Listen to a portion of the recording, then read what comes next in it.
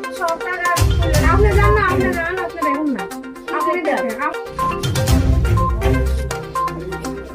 আপনি দিয়ে এটি খাইলে না হয়ে যাবে জল দিয়ে খায় নাকি না এটি স্যার ওই কাগজের মতো পুড়ে ছেড়ে খায় কি রকম ধরা খায় এটা মানে পুরাইছে মহিলা কই আচ্ছা